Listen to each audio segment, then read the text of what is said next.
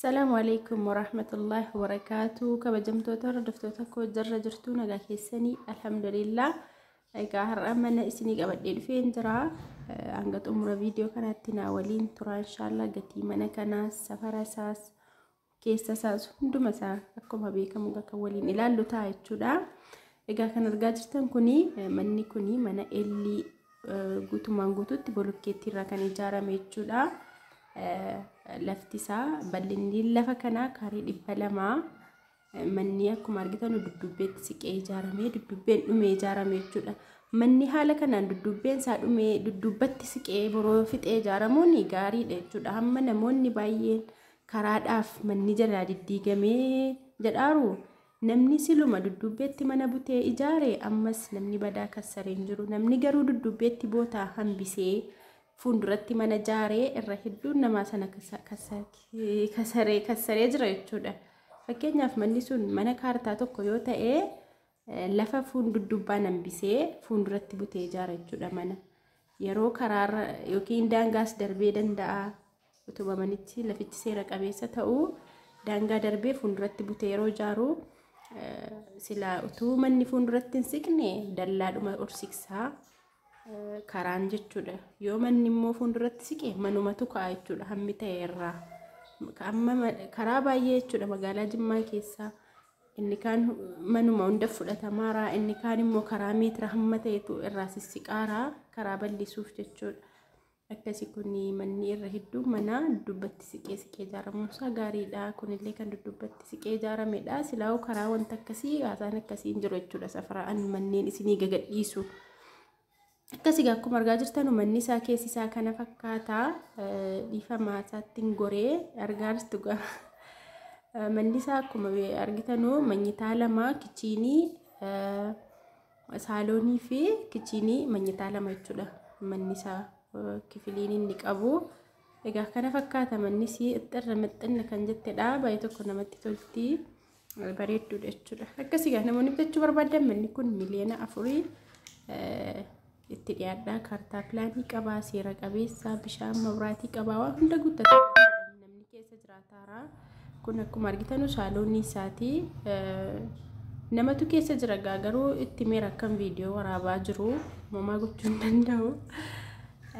Akkasii kun manyitaa isaa lammaffaadha. Manyitaa isa jalqabaa argitaniittu egaa kana fakkaatti manittiin namoonni bitachuu barbaadan lakkoofsa asirratti argamu. Na dubbisuu dandeessu kun bukkee mana isaati.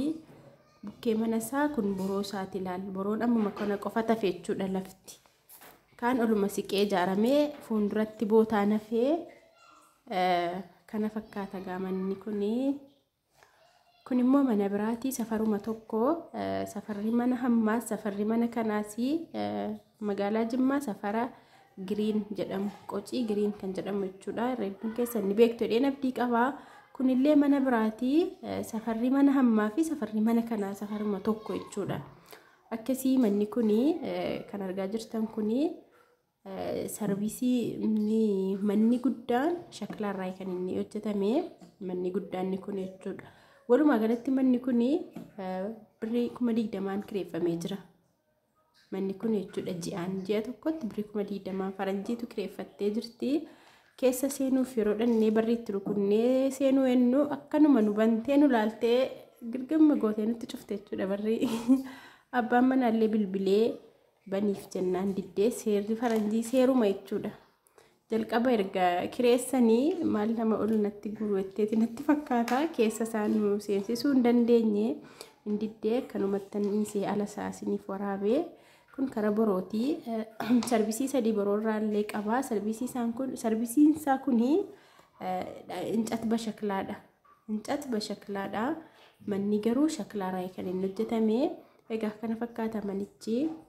Walumaa galatti akka mansiilitti mee birrii 20,000 kiraayee jira jechuudha ji'aan. Namoonni bitachuu barbaadan egaa itti dhihaachuu dandeessu. Keessa isaallee irra deebi'ee isinitti agarsiisuu hin danda'a. Safarri isaa safara ajaa'ibaa safara bareedaati.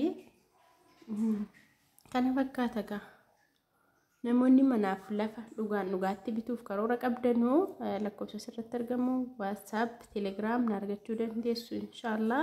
manni baay'eetu jijjiira jechuudha. Manni gurgurtaaf dhiyaate, lafti gurgurtaaf dhiyaate bitaa dhabame malee manni ni jira. Irra hedduun keessan egaa yeroo waa'een manaa gadi ka'u inni jiruyyuu ni diigamaara jettu. Eeyyeen dhugaadha ni diigamaara. Amma magaalaa Jimmaa keessatti pilaaniin haaraa miti kan inni bahe. Pilaanii dur xaaliyaaniin baaste hojiirra oolaara jechuudha. Namni kamiyyuu namni hamma manni jalaa diigamaa jiru keessatti warri karaarraa warri asfaaltii daarii jechuudha ni beeku manni sun akka ka'u. Gariin warra gurguratee